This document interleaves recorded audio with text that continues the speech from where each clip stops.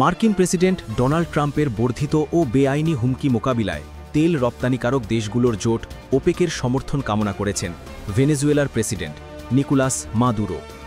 সোমবার ১ ডিসেম্বর আল জাজিরার প্রতিবেদন অনুযায়ী এই তথ্য জানা যায়।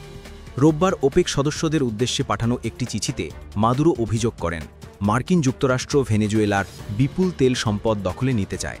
তার দাবি, এই আগ্রাসন বিশ্ব জ্বালানি বাজারে স্থিতিশীলতার জন্য গুরুতর হুমকি সৃষ্টি করেছে। টেলেসুরে প্রকাশিত চিঠিতে তিনি ওপেক এবং ওপেক প্লাসভুক্ত দেশগুলোর কাছে ভেনেজুয়েলার ভূখণ্ড, জনগণ এবং রাষ্ট্রীয় প্রতিষ্ঠানের বিরুদ্ধে প্রাণঘাতী সামরিক শক্তি প্রয়োগের বিষয়ে আনুষ্ঠানিক অভিযোগ জানান।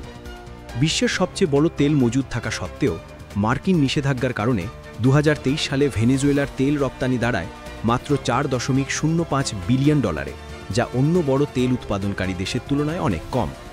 চিঠির আগের দিন ট্রাম্প তার ট্রুথ সোশ্যাল প্ল্যাটফর্মে একটি বক্তব্যে দাবি করেন যে ভেনেজুয়েলার আকাশসীমাকে সম্পূর্ণভাবে বন্ধ গণ্য করা উচিত, যদিও তিনি এই বিষয়ে কোনো বিশদ তথ্য দেননি। ভেনেজুয়েলা এই মন্তব্যকে ঔপনিবেশিক হুমকি হিসেবে অভিহিত করেছে। মাদুরো সরকার বরাবরই বলে আসছে, ক্যারিবীয় অঞ্চলে মার্কিন যুক্তরাষ্ট্রের সামরিক উপস্থিতির উদ্দেশ্য হল ভেনেজুয়েলায় তেল এবং গ্যাস সম্পদের নিয়ন্ত্রণ নেওয়া। যদিও ওয়াশিংটন দাবি করে তাদের কার্যক্রম মূলত মাদকবিরোধী অভিযানকে কেন্দ্র করে, কিন্তু সমালোচকদের মতে মার্কিন যুক্তরাষ্ট্রের নিজস্ব তথ্যই দেখায় যে ভেনেজুয়েলা থেকে আসা মাদকের পরিমাণ অত্যন্ত কম। এদিকে কথিত একটি মাদকবাহী জাহাজে মার্কিন হামলায় অন্তত ৮৩ জন নিহত হয়েছে, যা আন্তর্জাতিক আইনে স্পষ্ট লঙ্ঘন বলে উল্লেখ করেছে মানবাধিকার সংগঠনগুলো।